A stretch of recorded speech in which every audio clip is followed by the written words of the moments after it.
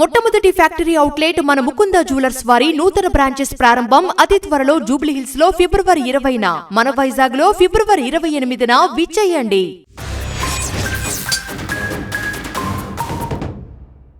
తాము చదువుకోకపోయినా రెక్కలు ముక్కలు చేసుకుని కష్టపడి బిడ్డల్ని చదివిస్తున్నారు.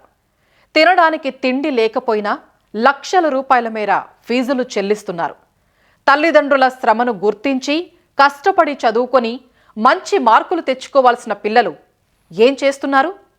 క్రమశిక్షణకు మారుపేరుగా నిలవాల్సిన విద్యార్థులు వీధి రౌడీల మాదిరిగా ఎందుకు కొట్టుకున్నారు?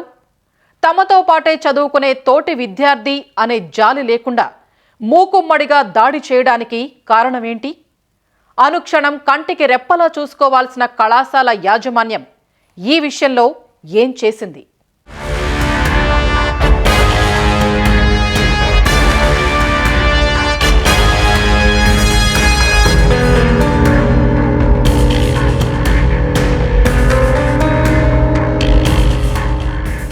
పాఠశాల దశ దాటి కళాశాలల్లోకి అడుగు. అప్పుడప్పుడే యవ్వనంలోకి మారుతున్న దశ. పరుగుపెట్టే ప్రాయం, ఉరకలెత్తే రక్తం కుదురుగా ఉన్న చోట ఉండనివ్వవు. ప్రతి చిన్న విషయానికి అతిగా స్పందించడం, గొడవలంటే చాలు ముందుకు దూకడం ఈ వయసులో సహజమే. కానీ జీవితం మలుపు తిరిగే దశ కూడా ఇదే. లైఫ్లో నువ్వేం చెయ్యాలి, నీ జీవితం ఎలా ఉండాలని డిసైడ్ చేసేది కూడా ఇప్పుడే. కానీ కొందరు విద్యార్థులు చిన్న చిన్న విషయాలకే ఉద్రేకపడి ఎదుటివారి జీవితాలను బలి తీసుకోవడంతో పాటు తమ జీవితాలను నాశనం చేసుకుంటున్నారు. చదువుకునే రోజుల్లోనే గ్రూపులుగా విడిపోయి కొట్టుకుంటున్నారు. అప్పుడప్పుడు ఈ గొడవలు శృతిమించి ప్రాణాలు పోయేందుకు కారణమవుతున్నాయి.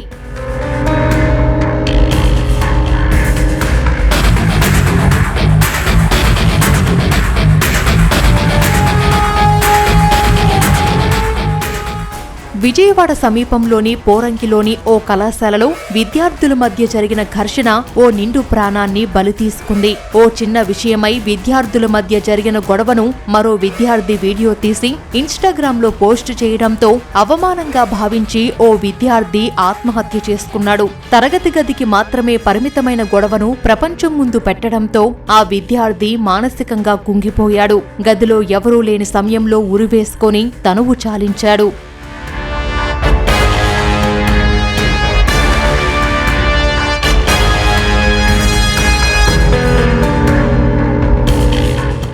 పోరంకిలోని ఓ కళాశాలలో ఇంటర్ చదువుతున్న మొల్లి పవన్ కుమార్ కు తోటి విద్యార్థులతో మనస్పర్ధలు తలెత్తాయి.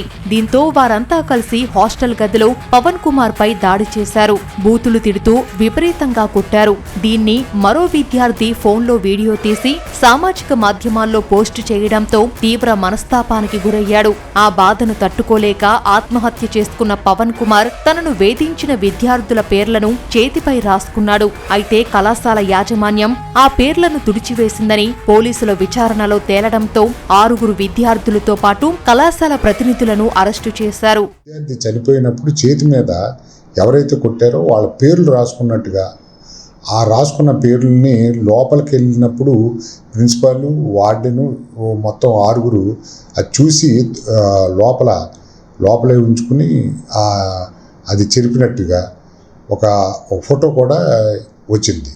ఒక వాట్సాప్ ఫోటో రావటం, తర్వాత ఈ వీళ్ళు కొట్టుకున్న వీడియో కూడా వాళ్ళు 5వ తారీఖున కొట్టిన వీడియో ఒకటి ఇన్స్టాగ్రామ్లో వాళ్ళు పోస్ట్ చేసుకోవటం పిల్లలు.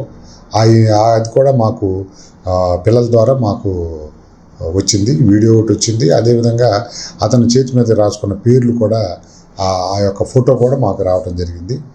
ఈ సంఘటనలన్నీ కూడా కొంతమంది విద్యార్థులు మాకు ఎవిడెన్స్ ఇవ్వటం జరిగింది. దానిలో భాగంగా ఈ యొక్క పిల్లలను ఎవరైతే స్టూడెంట్స్ ఉన్నారో సెకండ్ ఇయర్ పిల్లలు ఇందాక చెప్పిన 6 కూడా మేము అరెస్ట్ చూపించాము.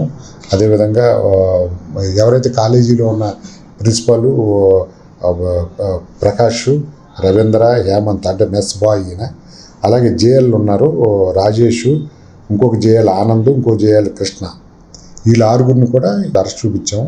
అదేవిధంగా ఆత్మహత్య చేసుకోవటానికి కారకులైన ఈ 6 విద్యార్థుల మీద కూడా వీళ్ళందరూ కూడా జొనైల్స్, వాళ్ళని కూడా అరెస్ట్ చూపించాం, కోర్టు ముందు ప్రొడ్యూస్ చేస్తాం. పుస్తకాలతో కుస్తీ పట్టాల్సిన వయసులో ముష్టిఘాతాలకు దిగి విద్యార్థులు జీవితాలను నాశనం చేసుకుంటున్నారు. ఇంటర్లోనే గ్రూపులు కట్టి తోటి విద్యార్థులపై దాడులకు తెగపడుతున్నారు. ఫలితంగా బంగారం లాంటి భవిష్యత్ గాడి తప్పుతోంది.